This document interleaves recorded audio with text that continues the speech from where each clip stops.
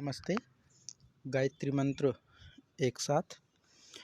ओम भूर्भुवः स्वः तत्सवितुर्वरेण्यं भर्गो देवस्य धीमहि धियो यो नः प्रचोदयात्। ॐ शान्ताकारं भुजगशयनं पद्मनाभं सुरेशं विश्वाधारं गगनसदृशं मेघवर्णं शुभांगं लक्ष्मीकान्तं कमलनयनं योगिभिर्ध्यानगम्यं वन्दे विष्णुं भवभयहरं सर्वलोकैकनाथम्। ॐ यं ब्रह्मा वरुणेन्द्ररुद्रमरुतः स्तुन्वन्ते दिव्यैः स्तवैर्वेदैः साङ्गपदक्रमोपनिषदैर्गायन्ति यं सामगाः ध्यानावस्थिततद्गतेन मनसा पश्यन्ति यं योगिनो यस्यान्तं न विदुः सुरासुरगणा देवाय तस्मै नमः। देवाय तस्मै नमः। गीता माता ऑनलाइन कक्षा में आपका स्वागत है। अभी तक की कक्षा में हमने 13वें अध्याय के 28 श्लोकों का अभ्यास किया है। एक बार पुनः हम 28वें श्लोक को समझेंगे, उसके पश्चात हम आगे बढ़ते हैं। तो अभी जो विषय चल रहा है वह परमेश्वर को सर्वत्र देखने का भाव इसमें प्रदर्शित किया गया था। तो 28वें श्लोक में जो कहा गया था, भगवान श्री कृष्ण कहते हैं अर्जुन से कि हे अर्जुन, समम पश्यन् हि सर्वत्र समवस्थितमीश्वरं न हिनस्यात्मनात्मानं ततो याति पराम गतिम। कहते हैं कि जो पुरुष सब में समान भाव से परमेश्वर को, सब में समभाव से यानी समान भाव से स्थित जो परमेश्वर है, उस परमेश्वर को जो व्यक्ति समान देखता है वह अपने द्वारा अपने आप को नष्ट नहीं करता, इससे वह परम गति को प्राप्त करता है। माने जब वह यह जान ले कि मेरा जो ईश्वर है या मैं जो हूँ वो मैं शरीर नहीं हूँ, मैं आत्मा हूँ और मैं सर्वत्र हूँ, सभी जीवों में समान रूप से स्थित हूँ। जब ये व्यक्ति ये भाव कर लेगा तो उसका फल नाश नहीं होता, वह नष्ट नहीं होता, बल्कि वह परम गति को प्राप्त होता है। क्योंकि वह जब ये जान लेगा कि मैं शरीर नहीं हूँ, मैं परमात्मा का अंश हूँ और मेरा परमात्मा सभी में समान भाव से स्थित है, तो फिर उसका कभी नाश नहीं होता। ये 28वां श्लोक इसमें हो गया था। अब हम 29वें श्लोक की ओर आगे बढ़ते हैं।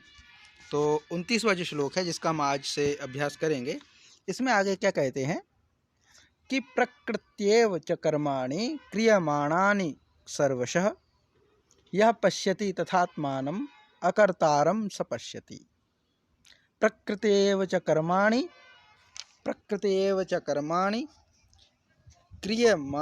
क्रियमाणानि सर्वशः यह पश्यति तथात्मानं अकर्तारं स पश्यति। अर्थात आगे क्या कहते हैं कि और जो पुरुष है संपूर्ण कर्मों को, जो पुरुष संपूर्ण कर्मों को सब प्रकार से प्रकृति के द्वारा ही किए जाते हुए देखता है, मतलब इस बात को तत्व से समझ लेता है कि प्रकृति से उत्पन्न हुए इस संपूर्ण संसार में जो गुण है वो गुण ही गुणों को संचालित कर रहे हैं। सात्विक गुण सात्विक कर्मों का संचालन कर रहे हैं, तामसिक गुण तामसिक गुणों का कर्मों का संचालन कर रहे हैं, राजसिक गुण राजसिक कर्मों का संचालन कर रहे हैं। तो जब व्यक्ति ये जान लेता है, जब पुरुष से अर्थात यहाँ पे आत्मा से है या जो हम सब हैं उनसे है, जब कोई मनुष्य, जब कोई आत्मा ये जान लेती है कि इस संसार में जो कुछ भी कर्म किए जा रहे हैं वह प्रकृति के निर्मित जो गुण हैं उन्हीं के द्वारा संचालित हैं, उन्हीं के द्वारा ये सब किया जा रहा है, मैं अकर्ता हूँ, मेरे द्वारा नहीं किए जा रहे हैं। और आत्मा को कैसा मानता है? आत्मा को अकर्ता मानता है, देखता है। वही व्यक्ति यथार्थ देखता है। वही व्यक्ति यथार्थ देखता है। क्योंकि आत्मा जो है, आत्मा में कर्म लिप्त नहीं होते, इसीलिए एक शब्द और आया था जीवात्मा। आत्मा में कोई लेखा जोखा नहीं होता, आत्मा तो अप्रभावी है, आत्मा अप्रभावी है, आत्मा का कोई लेन देन नहीं है इसमें। सब कुछ है जीव का, जो जीव आत्मा से जुड़ करके बना जीवात्मा, और जीवात्मा फिर किसी देह को धारण करती है, और शरीर एक माध्यम हो सकता है। प्रकृति का प्रभाव यानी सात्विक राजसिक तामसिक का प्रभाव जीवों पर रहता है, लेकिन आत्मा पे नहीं रहता। क्योंकि आत्मा एक ऊर्जा के जैसी है जो जीव को संचालित करती है, और वह जीव कब तक रहता है, जब तक कि उसको मोक्ष नहीं मिल जाए। आत्मा को मोक्ष न मिल जाए तब तक वह आत्मा जीव के साथ जुड़ी रहेगी, इसलिए वह जीवात्मा कहलाएगी। और वह भूत प्रेत अन्य योनियों में भी विचरण करती है। जीव के अनेक योनियां, आत्मा की नहीं है। आत्मा तो जीव के साथ जुड़ी हुई है। जैसे ही जीव का पूरी यात्रा समाप्त होगी और जैसे ही मोक्ष की स्थिति आएगी, तो वहीं पे जीव अंत हो जाएगा और आत्मा मुक्त होकर के परमात्मा में लीन हो जाएगा। ये मोक्ष की अवस्था है। जीव अगर है तो वो स्वर्ग चाहेगा और नरक होगा। जीव धन आत्मा, वो जीवात्मा है। एक है आत्मा और एक है परमात्मा। परमात्मा का एक अंश है आत्मा, जो बिल्कुल परमात्मा के ही गुणों को लेकर के चलती है, लेकिन उसके साथ जुड़ता है एक जीव, जो होता है जीवात्मा। और जीवात्मा जो है शरीर और आत्मा के बीच की कड़ी है, जो लेखा जोखा करते हैं। इसको कहते हैं चित्रगुप्त, जो हर चीज़ का लेखा जोखा किए हुए है कि क्या कर्म किए अच्छे, क्या कर्म किए बुरे, उसके अनुसार योनियाँ देनी है। तो जीव का लक्षण है। आपके द्वारा किया हुआ कर्म आपको छोड़ता नहीं, अगले जन्म में भी आपको उसका पाप और पुण्य भोगना पड़ सकता है। वह है जीव। आत्मा का ना तो कोई रिश्तेदार है, जीव के रिश्तेदार होते हैं, आत्मा के नहीं होते। और जीव जो होता है वो सात्विक भी होता है, राजसिक भी होता है, तामसिक भी होता है। बहुत सारे प्रेत योनि के ऐसे जीव होते हैं जो धार्मिक होते हैं, जिनको भगवत गीता पूरी कंठस्थ याद होती है। वो बड़े बड़े संतों के सामने जाते हैं और विनती करते हैं कि हमारा जो उद्धार कर दीजिए, कुछ हम पे कृपा कर दीजिए ताकि हमें ये प्रेत योनि से मुक्ति मिल जाए। ऐसे भी प्रेत होते हैं। कुछ प्रेत ऐसे होते हैं राजसिक टाइप के कि लोग हमारे सामने झुकें, जैसे राजा साहब के सामने झुकाया जाता है, हमारा कहा माने, अगर हमारी बात नहीं मानी तो हम इनको दुख दर्द दे देंगे, तकलीफ दे देंगे, जिसको हम कहते हैं दैविक दुख। किसी प्रेत योनि के द्वारा दिए हुए दुख, देवताओं के द्वारा दिए हुए दुख, वो दैविक दुख हैं।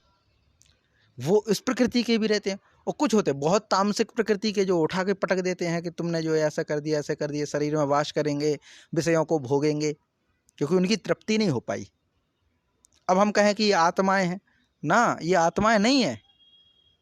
आत्मा तो वो क्या था, आत्मा का जो विशेषता उसमें आई थी कि नैनम छिद्दंती शस्त्राणि, नैनम दहति पावका, न चैनम क्लेदयन्ति आपो, न शोष्यति मारुतः। लेकिन वो जीव भूत प्रेत है, वो अग्नि से डरता है, वो मंत्रों से डरता है। उस पर मंत्र पढ़ करके फेंक दो तो वो छटपटा जाता है जिस व्यक्ति में भूत पड़ा हुआ है। इसका मतलब क्या कि वो जीव आत्मा है, वो डरता है, उसमें भी डर है, उसमें भी भय है, उसमें भूख है। लेकिन आत्मा भूखी नहीं है। प्रेत योनि में भूख रहती है, वो विषयों का भोगना चाहता है, क्योंकि वो जीवात्मा है। और जब जीव से आत्मा अलग होती तो वो परमात्मा हो जाती। तो यहाँ पे जो कहा गया वो यही कहा गया है कि आत्मा अकर्ता है, करने वाला वो जीव होगा या वो शरीर होगा, आत्मा नहीं करता। और जब आत्मा को मान लेगा कि आत्मा तो अकर्ता है और मैं आत्मा हूँ, मैं आत्मा हूँ, और जीव जो है वो मेरे कर्मों का पूरा हिसाब किताब लिए हुए चल रहा है, जो मुझे सदगति और दुर्गति में फंसाएगा, वो है जीव। तो मेरे साथ जीव जुड़ा है, मेरे साथ शरीर जुड़ा है, पर मैं आत्मा हूँ, मैं परमेश्वर का अंश हूँ। ये ज्ञात जब हो जाता है तो वही सत्य को देखता है, वही यथार्थ को देखता है। ये कहा गया है कि प्रकृति एव च कर्माणि, माने जो कुछ भी कर्म चल रहे हैं वो प्रकृति एव, प्रकृत्या माने प्रकृति के द्वारा ही, एव माने ही, प्रकृत्या प्रकृति के द्वारा, एव माने ही, प्रकृति के द्वारा ही, कर्माणि क्रियमाणानि सर्वसा, सर्वसा माने सभी काम, कर्माणि सभी कर्म, क्रियमाणानि क्रियाशील होते हैं। किसके द्वारा? प्रकृति के द्वारा। सभी क्रियमान कर्म प्रकृति के द्वारा ही संचालित होते हैं। यह पश्यति, जो ये देखता है, तथा और आत्मानम अकर्तारम शपस्यति, और जो व्यक्ति आत्मानम अकर्तारम, स्वयं को यानी स्वयं की आत्मा को अकर्तारम बिना कर्ता के माने मैं करता नहीं हूँ, अकर्ता मान करके व्यवहार करता है, सह पश्यति, वही यथार्थ को देखता है, वही यथार्थ को जानता है। तो ये जो स्थिति होती है वो कर्ता अकर्ता की है। माने ये जो श्लोक है भगवान ने कहा है अर्जुन से, इसलिए कहा है कि तू स्वयं को कर्ता मत मान, तू स्वयं को कर्ता मत मान, क्योंकि कर्ता मानेगा तो कर्म में फंसेगा, कर्म में फंसेगा तो सुख हो दुख हो और तमाम जन्म योनियाँ तब सब कुछ हैं। तो जब हम ये माने कि हम करने ही वाले नहीं हैं, चिंतन ही खत्म हो जाए विषयों का, तो क्या होगा? जब विषयों का चिंतन समाप्त हो जाएगा तो फिर अगला जन्म नहीं है, जब विषयों का चिंतन नहीं छूटेगा तो अगला जन्म है। इसीलिए कहा जाता है कि सबसे मोह छोड़ो, इसीलिए वानप्रस्थ आश्रम में कह दिया था जंगल में रहो, ताकि जंगल में किसी से विशेष आसक्ति ना हो, विशेष आसक्ति ना हो। इसीलिए वनवास की परंपरा चलाई गई कि वानप्रस्थ हो जाना, प्रस्थान कर लेना। बान में, बान माने वन में, वनप्रस्थ, वन की ओर प्रस्थान करना ही वानप्रस्थ है। ये था, माने हमारे चारों ओर कोई आसक्ति ना रह जाए इसके लिए। और वहाँ पे जाकर के क्या करना? जंगल में रह करके ऐसा नहीं कि अपने परिवार परिजनों को याद में रोते रहना, नहीं, ध्यान करना, अपने मन को एकाग्र करना, ताकि हमारा मन हमारे संबंधों से भाग सके, संबंधों को छोड़ सके, संबंधों को त्याग सके, ताकि हमारी आत्मा की सद्गति हो। आत्मा मतलब हमारी सद्गति हो, ये पूरा इसमें रहता है। तो यहाँ पे जो बात बताई गई वो यही बताई गई कि जितने भी कर्म संचालित हैं वह कर्म आत्मा के द्वारा संचालित नहीं है, आत्मा अकर्ता है, बल्कि प्रकृति के द्वारा संचालित हैं, और प्रकृति के द्वारा ही संसार बनाया गया है, और संसार क्रियाशील है। तो अर्थात जो क्रियाएं चल रही हैं वो आत्मा के द्वारा ना चल करके, परमेश्वर के द्वारा ना चल करके, हालांकि परमेश्वर तो हम ये मानते हैं कि वो हस्तक्षेप करते हैं, है ना, लेकिन एक बड़ी थ्योरी ये भी आती है कि कर्मों का लेन देन है, परमेश्वर भी उसमें कुछ नहीं करते, कर्मों के वश में परमेश्वर भी हैं, परमेश्वर भी कर्मों के वश में हैं, वरना पूरे त्रिलोकी नाथ, पूरे त्रिलोक के जगत के स्वामी जंगल में ना भटकना पड़ता, या फिर कहते हैं कि उनके साथ बुरा ना होता, या भगवान श्री कृष्ण की बात कहें तो गांधारी का श्राप फलित ना होता और पूरे भगवान श्री कृष्ण के वंश का नाश ना होता, जो कि एक मौसल पर्व है। मौसल पर्व में भगवान श्री कृष्ण के संपूर्ण परिवार वंश के नाश का वर्णन है, द्रौपदी ने जो श्राप दिया था। तो भगवान भी कर्म में बंधे हुए हैं, कर्म की सत्ता सर्वोपरि है। तो ये बात यहाँ पे कही, प्रकृति है तो प्रकृति में कर्म है, कर्म और प्रकृति का जोड़ा है, लेकिन आत्मा परमात्मा अलग है, भिन्न है। इसलिए हर कोई ये देखता है आत्मा के, परमात्मा का ध्यान करो, क्यों? क्योंकि परमात्मा पर प्रकृति का कोई जोर नहीं चलता, परमात्मा प्रकृति से परे है, इसीलिए हर कोई परमात्मा की उपासना करना चाहता है। ये सब इसमें है।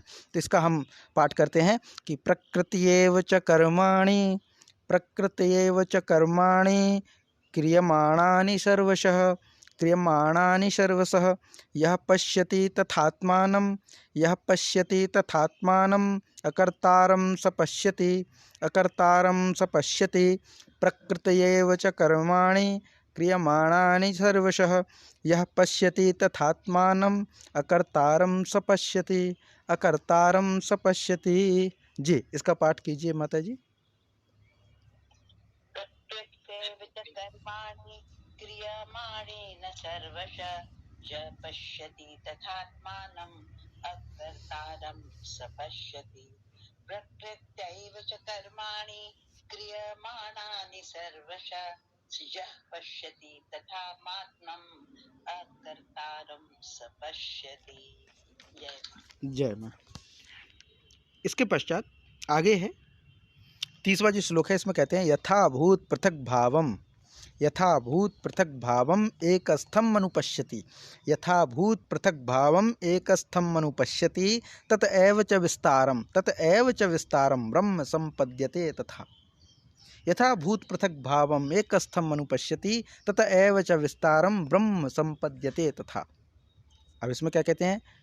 तदा, यदा, यदा माने जिस समय, अब ये पूरी प्रक्रिया उसी में चल रही, जिस समय कोई पुरुष भूत पृथक भावम, भूत पृथक भावम माने भूतों के पृथक पृथक भाव को एकस्थम, एक ही परमात्मा में ही स्थित, तथा तत एव विस्तारम, और उसी परमात्मा का ही संपूर्ण भूतों का विस्तार देखता है, अनुपश्यति माने देखता है, तदा ब्रह्म संपद्यते, उसी क्षण वह सच्चिदानंद घन परमात्मा ब्रह्म को प्राप्त हो जाता है। तो इसमें क्या कहा गया कि जिस समय, जिस भी क्षण यह जो पुरुष है भूतों के पृथक पृथक भाव को, भूत माने प्राणियों के पृथक पृथक भाव के, ये जो प्राणी हैं जो अलग अलग भाव वाले हैं, अलग अलग क्रिया करने वाले हैं, वह एक स्तंभ परमात्मा, एक स्तंभ माने एक परमात्मा में ही स्थित हैं, एक परमात्मा में ही स्थित हैं। तथा और क्या दिखता है? तत् माने उस परमात्मा से, एव विस्तारम, उस परमात्मा से ही इन सभी प्राणियों का विस्तार है। जो व्यक्ति ये जाने कि जितने भी प्राणी हैं, जो भी कर्म कर रहे हैं, वह एक परमात्मा में ही स्थित हैं और ये सभी उसी परमात्मा का ही विस्तार हैं, परमात्मा के इतर कुछ है ही नहीं। यह जो व्यक्ति देखेगा वह उसी क्षण सच्चिदानंद परमात्मा ब्रह्म को प्राप्त हो जाता है, जब ये जान लेता है। और जानने का मतलब क्या? जानने का मतलब ये नहीं होता है। जानने का मतलब क्या कि जैसे हम ये कहते हैं, हम तो जान ही गए ना, हमने तो ये पढ़ लिया श्लोक कि जिस क्षण कोई मनुष्य, कोई पुरुष भूतों के पृथक भाव को ये जान ले कि परमात्मा में ही स्थित है, सभी भूत जो भी क्रियाएं कर रहे हैं वो सब एक ही परमात्मा में स्थित है, ये जान ले। अब हमने जान लिया ये चीज़, और उस परमात्मा से ही संपूर्ण भूतों का विस्तार है, और वही परमात्मा सभी भूतों को विस्तार देता है। ये दोनों बातें हमने जान ली कि सभी प्राणी एक परमात्मा में स्थित हैं और वही परमात्मा सभी प्राणियों को विस्तार देता है। ये दोनों बातें जिसने जान ली तो वह ब्रह्म को प्राप्त हो जाता है। अब जान तो हमने भी ली, पढ़ तो हमने भी लिया और रट लिया हमने, तो दीवार पे लिख लें और अच्छे से रट लेंगे, 10-15 बार लिख करके पता चल जाए कि सभी प्राणी एक ही परमात्मा में स्थित हैं और एक ही परमात्मा सभी प्राणियों का विस्तार है। दोनों बातें हमने जान ली, अब हम ब्रह्म को प्राप्त हो गए क्या? नहीं, ये जानना नहीं है, ये रटना है। ये जानना नहीं, ये रटना है। जानने का अभिप्राय क्या है कि व्यवहार में शामिल कर लेना, व्यवहार में शामिल कर लेना, तब हम कहें हाँ हमने ब्रह्म को प्राप्त कर लिया। तब ब्रह्म हमें प्राप्त होगा जिस दिन आपका व्यवहार उस योग्य हो जाएगा। ज्ञान का अर्थ सिर्फ याद कर लेना नहीं होता, ज्ञान का अर्थ होता है उसको अपने जीवन में पालन करना, जिसको शास्त्रों में निधिध्यासन कहा गया है। श्रवण, मनन, निधिध्यासन, जब तीनों प्रक्रियाएं हो जाए तब हम कहें कि हाँ हमें ज्ञान प्राप्त हो गया। श्रवण माने सुनना, क्योंकि पहले जो पढ़ाई होती थी वो सुन करके होती थी। श्लोक जो भी हैं, मंत्र हैं, श्रवण कराए जाते थे, सुनाए जाते थे। वेदों को सुना सुना के याद कराया जाता था, इसीलिए वेदों का एक नाम है श्रुति। और ये परंपरा जब बन गई तो वेदों को बोल करके याद कराना, गुरु बोलते हैं, शिष्य रटते हैं, याद करते हैं, स्मरण आता है, तो वो तो आ गया श्रुति, जिसको हम कहते हैं रटना, तो उसको हम कहते हैं श्रवण। तो श्रवण तो हो गया। आजकल जितनी भी पढ़ाई होती है वो श्रवण तक सीमित रह जाती है। बच्चों की पढ़ाई होती है वो श्रवण करते हैं, सुनते हैं और रटते हैं, मनन नहीं करते।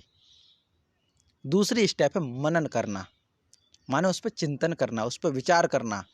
उस पर विचार कैसे करना? जैसे हमने रट लिया काक चेष्टा बको ध्यानम स्वान निद्रा तथैव च अल्पहारी गृह त्यागी विद्यार्थी पंचलक्षणम, ये हमने रट लिया।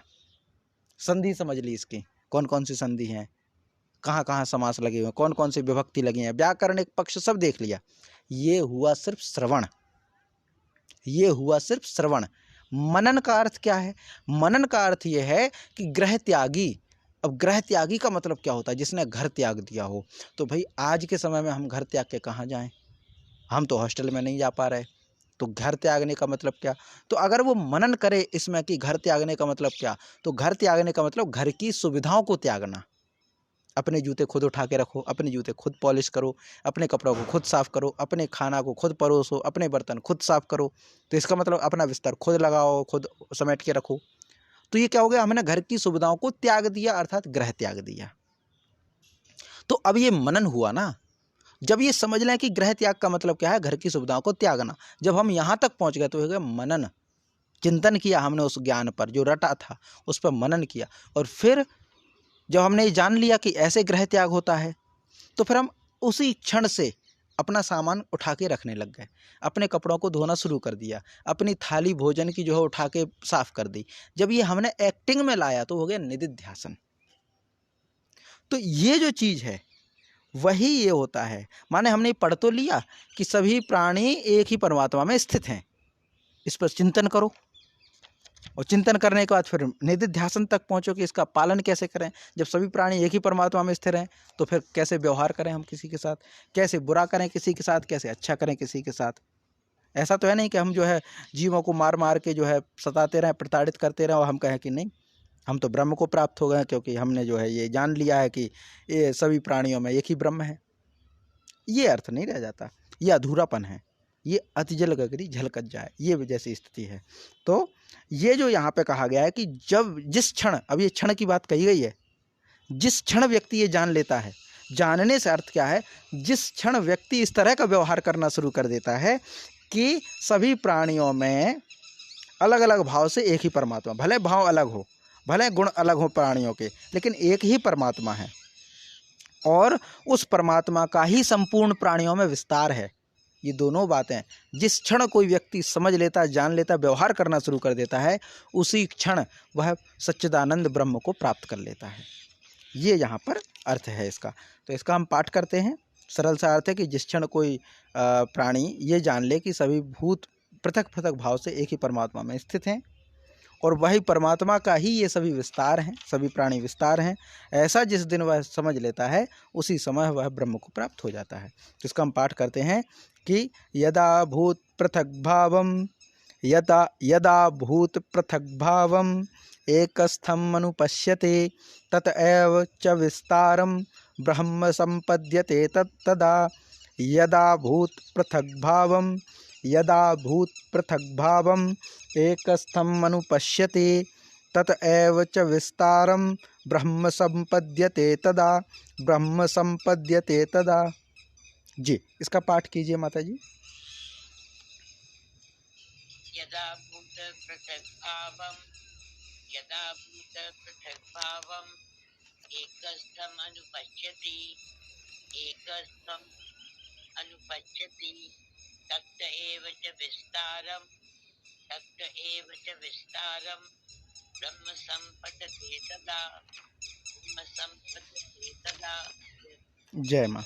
इसके बाद फिर है हमारा 31वां श्लोक है। इसमें कहते हैं अनादित्वाद निर्गुणत्वाद परमात्मा अयम अव्ययः शरीरस्थोपि कौन्तेय न करोति न लिप्यते। अभी और विशेषता बतलाते हैं अविनाशी परमात्मा के विषय में कि अनादित्वाद निर्गुणत्वाद परमात्मा अयम अव्ययः शरीरस्थोपि कौन्तेय न करोति न लिप्यते। अब इसमें क्या है, कहते हैं कि हे कौन्तेय, हे अर्जुन, अनादित्वाद माने अनादि होने से, पंचमी विभक्ति है होने से, है ना। तो यहाँ पे है अनादित्वाद माने अनादि होने से, निर्गुणत्वाद निर्गुण होने से, अयम माने यह है, अव्ययः अविनाशी परमात्मा शरीरस्थ शरीर में स्थित होने पर भी, अपि माने भी, शरीरस्थ अपि शरीर में स्थित होने पर भी, ना करोति ना लिप्यते, ना तो वह कुछ करता है और ना ही लिप्त होता है। भाई बात भी सही है। कैसा कि हम ये माने कि हमारे अंदर परमात्मा है, क्या है ये परमात्मा सबके अंदर है, तो हमारे अंदर भी परमात्मा है और यह शरीर काम कर रहा है, और ये भी है कि परमात्मा के बिना हम काम नहीं कर सकते। हमारे अंदर जो परमात्मा की ज्योति जल रही है, जिसको हम आत्मा कहते हैं, अगर ये बुझ जाए तो हम कोई कर्म कर पाएंगे? नहीं कर पाएंगे। तो जब काम ही परमात्मा की उपस्थिति से हो रहा है, हमारे शरीर में भी वही परमात्मा है और उसी की मौजूदगी में हम सब काम कर रहे हैं, तो क्या उन कर्मों का लेपन उस परमात्मा में नहीं होगा?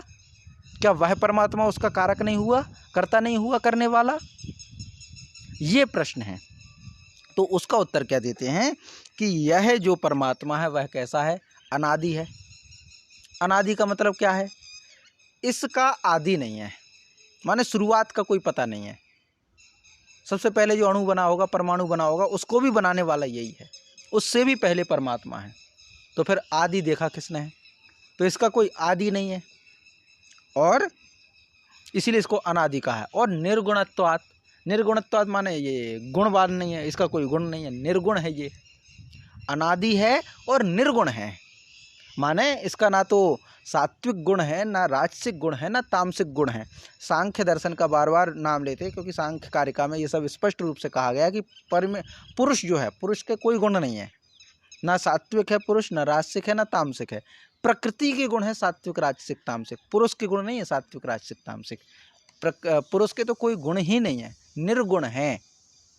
पुरुष निर्गुण हैं, लेकिन सगुण मनुष्य ने उपासना करने के लिए अपने ही समान एक प्रतिमा बनाई, जिसको परमात्मा कहते हैं, जिसको हम मूर्तियों में बना करके हमने मंदिरों में बिठा दिया ताकि हम परमात्मा को देख सकें।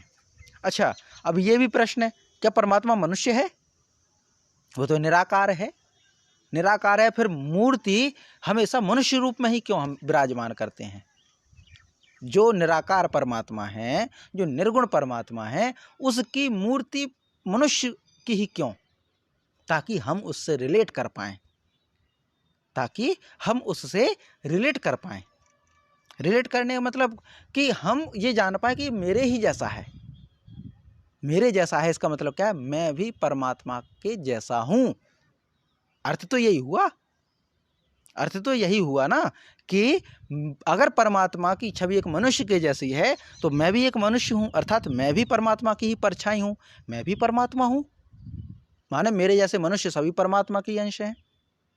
अब उस समय अगर ये फैसिलिटी रही होती तो मुझे ऐसा लगता है कि अगर, अब ये हो सकता है सुनने में थोड़ा अटपटा सा लगे, पर कुछ जगह इसका प्रयोग चल रहा है, इसलिए कह देते हैं इस चीज़ को। कुछ समय बाद, और ये बहुत अच्छी प्रक्रिया होगी अगर कोई करे। महात्मा बुद्ध ने तो ये कहा था, अप दीपो भव, अपने दीपक स्वयं बनो। अगर इसको हम विस्तार दें, इस चर्चा को विस्तार दें, तो इसका सीधा अर्थ होता है अप दीपो भव, माने अपना जो है स्वयं को मानो। मतलब अगर हम किसी देवता को पूजते हैं तो क्यों ना हम अपने जीवन के देवता को, अपने जो हम हैं उसी की पूजा करें, क्योंकि हम ही तो सुधरना है। हम मूर्ति को सजाते हैं, संवारते हैं, तो क्यों ना हम वो गुण अपने में देखें। ईश्वर में जो गुण देखते हैं वो क्यों ना हम वो गुण अपने में देखें, तो हमारा विस्तार वैसा होगा।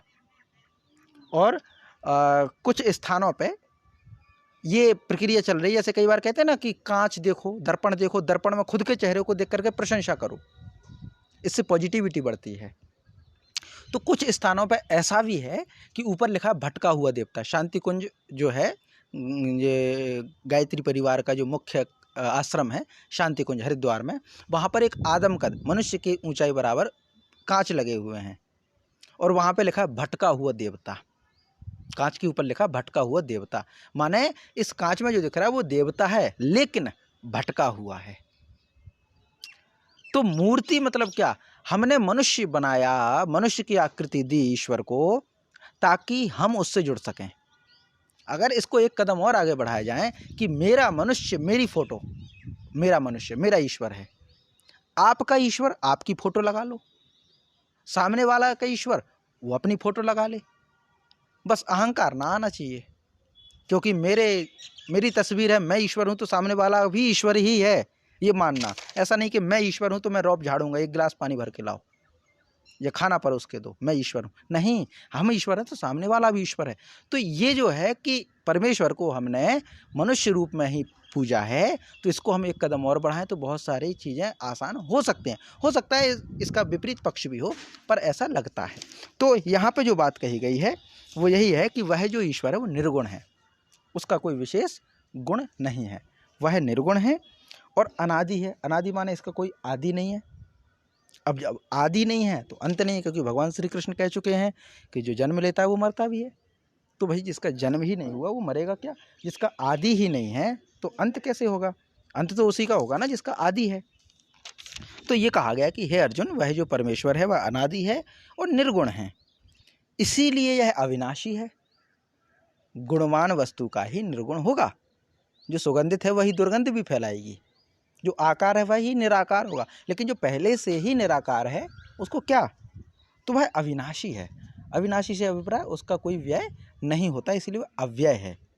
तो हे कौन्तेय, हे अर्जुन, अनादि होने से, निर्गुण होने से यह जो अविनाशी परमात्मा है, परमात्मा के गुण बता दिए पहले, अविनाशी है, निर्गुण है और अव्यय है। इसीलिए यह जो परमात्मा है शरीर में भले स्थित है, भले शरीर में स्थित है, लेकिन यह करता नहीं है। ना तो यह कर्म करता है और ना ही उन कर्मों का लिप्त होता है ये। इसलिए कहा गया है कि वह ना तो शरीरस्थ माने शरीर में स्थित होने पर भी न करोति न लिप्यते, ना तो वह कोई कर्म करता है और ना ही वह लिप्त होता है, ना ही वह लिप्त होता है। अब इस पर अगर चिंतन करें तो बहुत सारी थ्योरियाँ निकल सकती हैं, बहुत सारे दार्शनिक पक्ष सामने आ सकते हैं, पर यही है कि परमात्मा की मौजूदगी में कर्म होते हैं, वो कर्मों का लेखा जोखा जीव रखता है, और हम सब परमात्मा का ही अंश हैं, ये चीज़ है। और जब हम ये मान लें कि परमात्मा का ही अंश हैं, तो फिर ये समाप्त हो जाता है कि कौन किस संप्रदाय से है, कौन किस जाति से है, कौन किस वर्ण से है, कोई अर्थ नहीं रह जाता इस चीज़ का। तो ये यहाँ पे होता है। तो इसका हम पाठ करते हैं कि अनादित्वाद निर्गुणत्वाद, अनादित्वाद निर्गुणत्वाद परमात्मायम अव्ययः, परमात्मा अयम अव्ययः, शरीरस्थोऽपि कौन्तेय, शरीरस्थो हि कौन्तेय, न करोति न लिप्यते, न करोति न लिप्यते। अनादित्वाद निर्गुणत्वाद, अनादित्वान् निर्गुणत्वाद परमात्मायम अव्ययः, परमात्मायम अव्ययः, शरीरस्थोऽपि कौन्तेय, शरीरस्थो हि कौन्तेय, न करोति न लिप्यते, न करोति न लिप्यते। जी माता जी, इसका पाठ कीजिए। अनादित्वात् निर्गुणत्वात् परमात्मा अयम अव्यय, शरीरस्थोऽपि कौन्तेय, न करोति न लिप्यते। अनादित्वात् निर्गुणात्वात् परमात्मा अयम अव्यय, शरीरस्थ अपि कौन्तेय, न करोति न लिप्यते। जय माँ। इसके पश्चात जो 32वां श्लोक है, इसमें और भगवान कहते हैं, क्या कहते हैं, यथा यथा सर्वगतम सौक्ष्म्याद आकाशम नोपलिप्यते। अब इसी प्रक्रिया को और आगे, निर्लिप्तता जो होती ना, निर्लिप्तता का मतलब है किसी में लिप्त ना होना, किसी से चिपकना नहीं, किसी से जुड़ना नहीं, वो होता निर्लिप्तता, निर्लिप्त रहना। जैसे निर्लिप्त का अगर सही उदाहरण देखना है तो किसी कागज़ पर या किसी सरफेस कोई भी हो, उस पर तेल को लगा दें या घृत को लगा दें, कोई चिकनाई लगा दें, उसके बाद उस पर पानी डालें, तो उसकी जो स्थिति होगी वो होगा निर्लेपन। और लेपन क्या होता है, लेपन अगर जानना है तो उसी को बिना तेल बिना चिकनाई के पानी डाल के देखें, तो लेपन और निर्लेपन दोनों समझ में आ जाएगा। निर्लेपन माने उसमें जुड़ना नहीं, वह निर्लेपन है। तो यहाँ पे जो कहा गया उसी चीज़ को थोड़ा विस्तार से कहा जाता है, यथा सर्वगतम सौक्ष्म्याद, यथा सर्वगतम सौक्ष्म्याद आकाशम नोपलिप्यते, आकाशम नोपलिप्यते, सर्वत्रावस्थितो देहे, सर्वत्रावस्थितो देहे, तथात्मानोपलिप्यते, तथात्मानोपलिप्यते। अब इसका मतलब क्या है, यथा माने जिस प्रकार, सर्वगतम, सर्वगतम, सर्व माने सभी दिशाओं में, गतम माने जा सके, वह है आकाश जो सर्वगतम है, सर्वव्याप्त है, सर्वव्याप्त है आकाश। तो यथा माने जिस प्रकार, सर्वगतम आकाशम सौक्ष्म्याद, जिस प्रकार सर्वत्र व्याप्त आकाश सूक्ष्म होने से, सौक्ष्म्याद माने सूक्ष्म होने से, ना उपलिप्यते लिप्त नहीं होता, तथा माने वैसे ही, देहे सर्वत्र अवस्थिता, देह में सर्वत्र स्थित कौन, आत्मा ना उपलिप्यते, आत्मा भी लिप्त नहीं होती सर्वत्र रहने पर भी।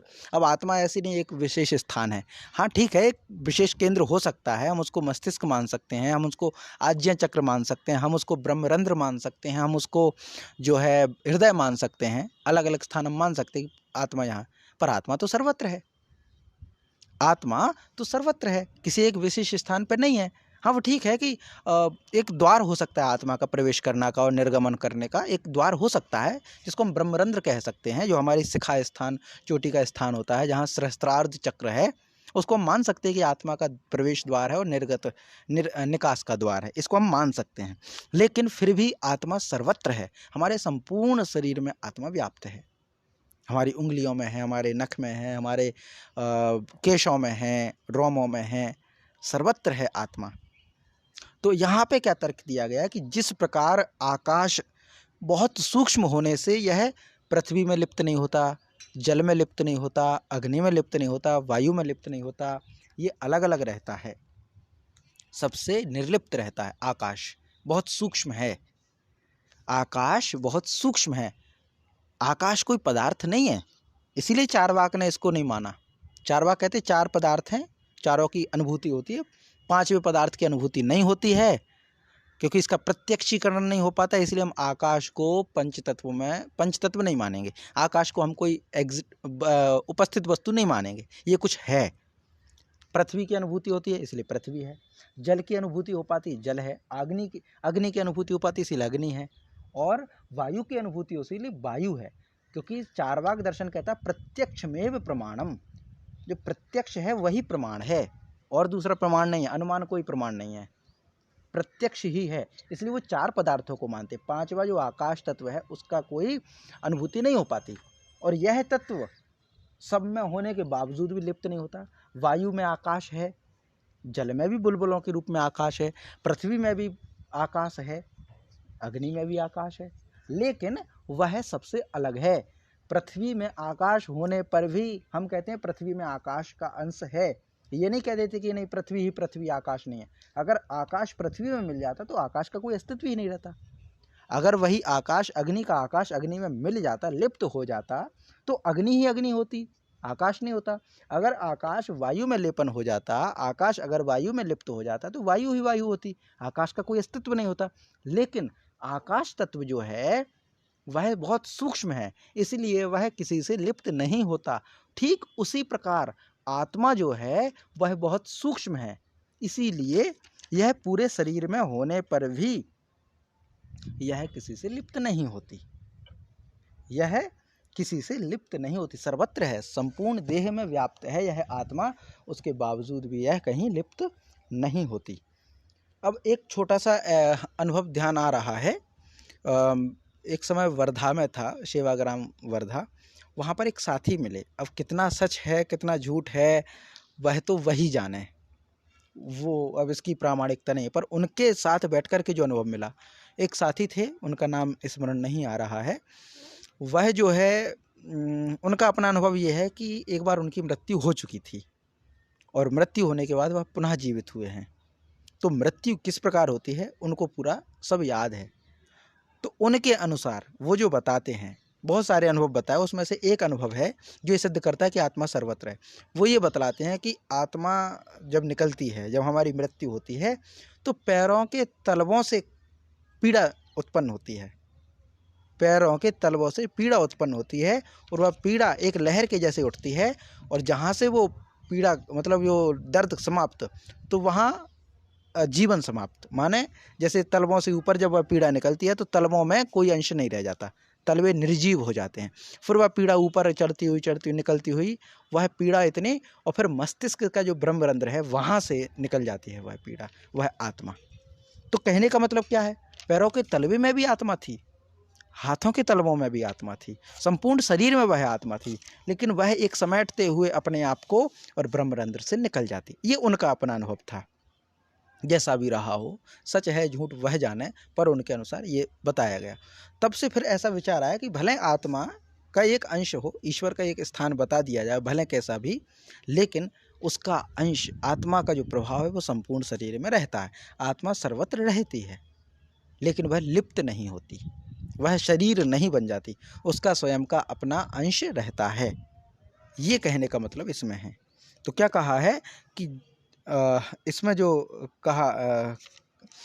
कहा गया है वो यह कहा गया कि जिस प्रकार सर्वत्र व्याप्त आकाश बहुत सूक्ष्म होने से चारों तत्वों में लीन नहीं होता, चारों तत्वों से निर्लिप्त रहता है, ठीक उसी प्रकार आत्मा भी बहुत सूक्ष्म होकर के संपूर्ण देह में विचरित करती है, लेकिन किसी से लिप्त नहीं होती। वह आत्मा ना तो शरीर से लिप्त होती है, ना ही वह गुणों से लिप्त होती है, ना ही वह किसी प्राणी से लिप्त होती है, ना ही वह किसी कर्म और वासना से लिप्त होती है। वासना जीव की होती, आत्मा की नहीं होती। ये पूरा इसमें आ जाता है। तो आकाश जिस प्रकार सूक्ष्म होने से निर्लिप्त है, वैसे ही आत्मा भी सर्वत्र होने पर सूक्ष्म होने से निर्लिप्त है।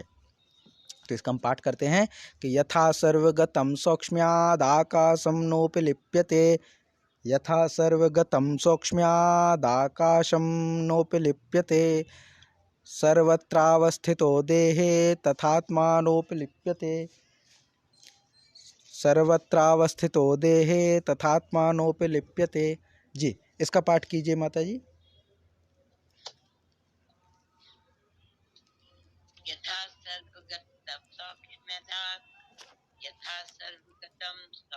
आयात् आकाशं न उपलिप्यते आकाशं न उपलिप्यते सर्वत्र अवस्थितेः सर्वत्र अवस्थितेः तथा आत्मा न उपलिप्यते तथा आत्मा न उपलिप्यते। जय मां। इसके पश्चात जो अगला श्लोक है इसमें कहते हैं, अब वही उदाहरण दे रहे हैं, अब अकर्तापन का उदाहरण देंगे। पहले निर्लिप का उदाहरण दिया, अब अकर्तापन का। तो अकर्तापन का क्या उदाहरण देते हैं? यथा प्रकाशयत्येकम् एकः यथा प्रकाशयत्येकः कृत्सनं लोकमिमं रविः यथा प्रकाशयत्येकः कृत्सनं लोकमिमं रविः क्षेत्रं क्षेत्री तथा कृत्सनं प्रकाशयति भारत। यथा प्रकाशयत्येकः कृत्सनं लोकमिमं रविः क्षेत्रं क्षेत्री तथा कृत्सनं प्रकाशयति भारत। क्या कहते हैं कि यथा माने हे भारत माने हे अर्जुन, यथा एकः रवि, जिस प्रकार एक ही सूर्य इमं कृत्सनं लोकम प्रकाशयति, इस संपूर्ण लोकम माने ब्रह्मांड को प्रकाशयति माने प्रकाशित करता है, तथा माने उसी प्रकार क्षेत्री कृत्सनं क्षेत्रम प्रकाशयति, उसी प्रकार एक ही आत्मा संपूर्ण शरीर को प्रकाशित करती है। उसी प्रकार एक आत्मा संपूर्ण शरीर को प्रकाशित करती है। अब इसमें क्या कहा गया है? सूर्य जो है वो जगत की आत्मा है। सूर्य सूक्त जब पढ़ते हैं, ऋग्वेद के सूक्त को जब पढ़ते हैं तो उसमें क्या आता है? सूर्य आत्मा जगतस्थुश्च। सूर्य इस स्थावर और जंगम जगत की आत्मा है। सूर्य आत्मा जगतस्थुश्च, तो सूर्य आत्मा है इस संपूर्ण जगत की। तो जिस प्रकार आत्मा रूपी शरीर संपूर्ण जगत को प्रकाशित करता है, ठीक उसी प्रकार एक क्षेत्री माने आत्मा, संपूर्ण क्षेत्र माने संपूर्ण शरीर को प्रकाशित करती है। आत्मा एक ही है, लेकिन उसका प्रभाव संपूर्ण शरीर पे है, संपूर्ण शरीर पर उसका प्रभाव रहता है। तो यथा प्रकाशयत्येकः कृत्सनं लोकमिमं रविः क्षेत्रं क्षेत्री तथा कृत्सनं प्रकाशयति भारत। तो ये अर्थ है, ये अर्थ जो है वह इस प्रकार है, माने सूर्य से आत्मा की तुलना की गई है कि जिस प्रकार एक ही सूर्य इस संपूर्ण ब्रह्मांड को प्रकाशित करता है, ठीक उसी प्रकार एक ही आत्मा संपूर्ण क्षेत्र संपूर्ण शरीर को प्रकाशित करती है। तो इसमें एक बताया गया है ना। अब इसमें ये पूरा इसमें हो गया सूर्य के दृष्टांत से, माने सूर्य से ही संपूर्ण जगत प्रकाशित है, वैसे ही एक आत्मा से संपूर्ण शरीर प्रकाशित होगा। तो इसका हम पाठ करते हैं कि यथा प्रकाशयत्येकः कृत्सनं लोकमिमं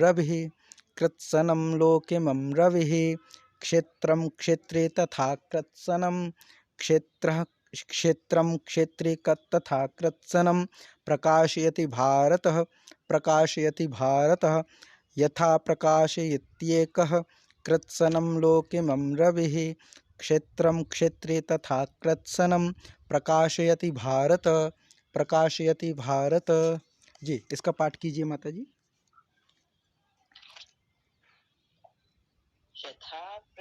यथा प्रकाशयति एक कृत्सनं लोकम् इमं रवि क्षेत्रं क्षेत्री तथा कृत्सनं प्रकाशयति भारत। यथा प्रकाशयति एक कृत्सनं लोकम् इमं रवि क्षेत्रं क्षेत्री तथा कृत्सनं प्रकाशयति भारत। जी, आगे है, इस अध्याय का अंतिम श्लोक है। इसमें है क्षेत्र क्षेत्रज्जयोरेवम् अंतरम ज्ञान चक्षुषा। क्षेत्र क्षेत्रज्जयोरेवम् अंतरम रेवमंतरम ज्ञान चक्षुषा भूत प्रकृति मोक्षम च ये विदुर्यान्ति ते परम। ये विदुः यान्ति ते परम। विदुः धन यान्ति तो हो जाएगा विदुर्यान्ति, रा आ गया विसर्ग से, विदुर्यान्ति माने नीचे देखें तो विदुः लिखा पर यान्ति, लेकिन ये संधि हो गई तो विदुर्यान्ति। तो क्षेत्र क्षेत्रज्ञयोरेवम् अंतरम, क्षेत्र क्षेत्रज्ञयोरेवम् अंतरम ज्ञान चक्षुषा भूत प्रकृति मोक्षम च ये विदुर्यान्ति ते परम, ये विदुर्यान्ति ते परम। अब इसका अर्थ क्या है? इस प्रकार, एवं माने इस प्रकार, जो पहले कहा इस प्रकार, क्षेत्र क्षेत्रज्ञयो माने क्षेत्र और क्षेत्रज्ञ, इसके अंतरम, अंतर माने अंतर को, भेद को, क्षेत्र क्या हो क्षेत्रम क्या है, क्षेत्र क्या हो क्षेत्रज्ञ क्या है, दोनों के अंतर को। तो क्षेत्र और क्षेत्रज्ञ इन दोनों में जो अंतर को यानी भेद को, और तथा भूत प्रकृति मोक्षम, भूत प्रकृति मोक्षम कार्य सहित प्रकृति से मुक्त होने को। प्रकृति कैसी है? कार्य सहित, कार्यों को करने वाली प्रकृति है, लेकिन इस कार्य करने वाली प्रकृति से मुक्त होने को, माने इस प्रकृति से मुक्त होने को जो पुरुष ज्ञान चक्षुषा, ज्ञान रूपी नेत्रों द्वारा विदुः माने जानते हैं, ते परम यान्ति, वो परम गति को प्राप्त होते हैं, वह परमात्मा को प्राप्त होते हैं। परमात्मा को कौन प्राप्त होते हैं? जो तत्व से जानते हैं। किसको? प्रकृति को, जो कार्य सहित प्रकृति है, उस कार्य सहित प्रकृति से मुक्त होने को। माने इस प्रकृति से किस प्रकार मुक्त हुआ जाता है? जो व्यक्ति इसको जानता है वही परमात्मा को प्राप्त होता है, वही व्यक्ति परमात्मा को प्राप्त होता है। और उससे पहले ये जाने कि क्षेत्र और क्षेत्रज्ञ क्या है, शरीर और आत्मा क्या है, जीवात्मा क्या है। तो पहले तो इसको जाने जीवात्मा क्या है, शरीर क्या है, और फिर ये जाने कि प्रकृति क्या है, और फिर इससे मुक्त कैसे होते हैं। ये पूरी स्टेप्स हैं। पहले ये जाने कि क्षेत्र माने शरीर, फिर ये जाने कि क्षेत्रज्ञ भी कुछ है, जो शरीर का स्वामी है वो क्षेत्रज्ञ है। दूसरा हो गया। तीसरा क्या है? तीसरा जो है वो एक प्रकृति क्या है और इसके कार्य क्या हैं, और फिर इनसे मुक्त कैसे होना है। प्रकृति के कार्य तो संपूर्ण है, जो जगत में चल रहे हैं, जिसमें हम लिप्त हैं, संसार सागर है। संसार में जब हम लिप्त हैं, संसार में जब हम बिखरे पड़े हैं, तो ये प्रकृति के ही कार्य हैं। लेकिन इनसे मुक्त होने को जो जानता है, ज्ञान चक्षुषा, ज्ञान नेत्रों द्वारा जो ये जान ले कि इस प्रकृति से, कार्य रूपी प्रकृति से कैसे मुक्त होना है, जो व्यक्ति ये जान लेगा वही परमात्मा को प्राप्त होगा। तो पूरा प्रयास क्या करना है? क्षेत्र क्षेत्रज्ञ का जो उद्देश्य क्या रहा, पूरे अध्याय का उद्देश्य यह रहा है कि इसने इस पूरे अध्याय में, माने इस पूरे अध्याय में हमने क्षेत्र और क्षेत्रज्ञ, प्रकृति और प्रकृति के कार्य, इनको हमने जाना। क्षेत्रज्ञ माने होता है जीवात्मा, क्षेत्र माने होता है शरीर, और प्रकृति जो बीच में होती है वह संपूर्ण कार्यों का संचालन करती है। लेकिन जब कोई जीवात्मा, जब कोई आत्मा इस प्रकृति के कार्यों से हट जाती है, मुक्त हो जाती है, तो वह परमात्मा को प्राप्त होती है। अब प्रकृति जो है वो सिर्फ दिखाई देने वाली भी नहीं है। कुछ प्रकृति जो जीव हैं वो दिखाई भी नहीं देते हैं। तो इसके मतलब क्या है? सिर्फ जीवित रहते प्रकृति नहीं है, जीवन के बाद भी प्रकृति है। भले वो दिखाई ना दे, भले वो चीज दिखाई ना दे, लेकिन फिर भी उसका अस्तित्व है। जैसे सपनों की दुनिया, कौन बुनता है उसको? सपनों में हम देखते हैं पहाड़ से गिर रहे हैं, लेकिन वो पहाड़ कहाँ है? देखा हमने, शरीर हमारा यहाँ पे पड़ा, कहाँ है वो पहाड़? वो बुनी हुई दुनिया हमारी है। माने वो प्रकृति सिर्फ बाहर की नहीं है, एक प्रकृति जो आंतरिक है, माने मरने के बाद भी प्रकृति है। वो प्रकृति के ही अंतर्गत आता है, सत्वरजतम में ही अंतर्गत आता है स्वर्ग और नरक, और ये पृथ्वी लोक, ये प्रकृति में ही है। लेकिन जो प्रकृति से बाहर हो जाता है, जो व्यक्ति प्रकृति से बाहर हो जाता है, उसके लिए स्वर्ग और नरक नहीं है, वह स्वर्ग और नरक से मुक्त है। उसके लिए सिर्फ परमात्मा है। वही परमात्मा जो ना सत्व है, ना रज है, ना तम है, जो निर्गुण है, निराकार है, और वह परम शक्तिशाली है। उसका ना तो अंत होता है, उसका ना क्षरण होता है, ना ही उसका विनाश होता है। वह परमात्मा कब मिलेगा?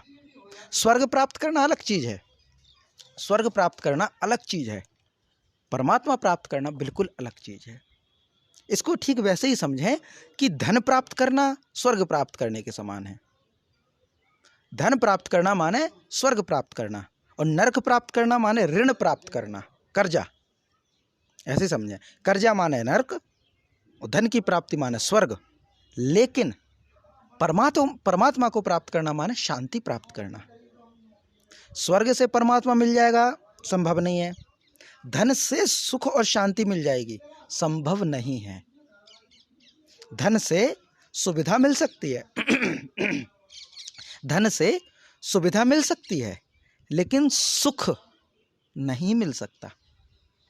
क्षणिक सुख मिल सकता है, ठीक है, हमने बंगले खरीद लिए, एसी खरीद ली, कार खरीद ली, सुविधाएं मिल गई, लेकिन सुख मिलेगा जरूरी नहीं है। अगर ये जरूरी होता तो फिर तरह तरह की बीमारियां ना होती, तरह तरह की बीमारियां ना होती और बीमारियों से दुख ना होता।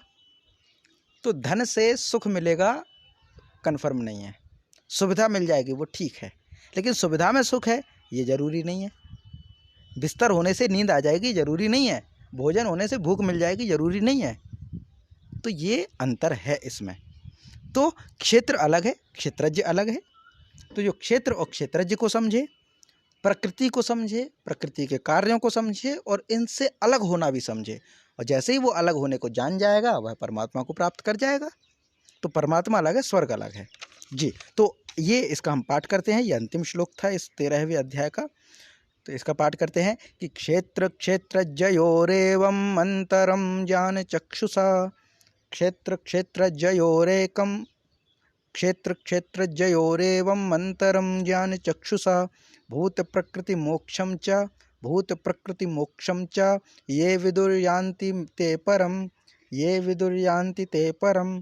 क्षेत्र क्षेत्रज्ञयोरेवम् अंतरम ज्ञान चक्षुषा, भूत प्रकृति मोक्षम च भूत प्रकृति मोक्षम च ये विदुर्यान्ति ते परम, ये विदुर्यान्ति ते परम। ओम तत्सदिति श्रीमद्भगवद्गीतासु उपनिषत्सु ब्रह्म विद्यायां योगशास्त्रे श्रीकृष्णार्जुन संवादे क्षेत्र क्षेत्रज्ञ विभागयोगो नाम त्रयोदशोऽध्यायः। हरि ओम तत्सत्, हरि ओम तत्सत्, हरि ओम तत्सत्। जी माता जी, इसका पाठ कीजिए।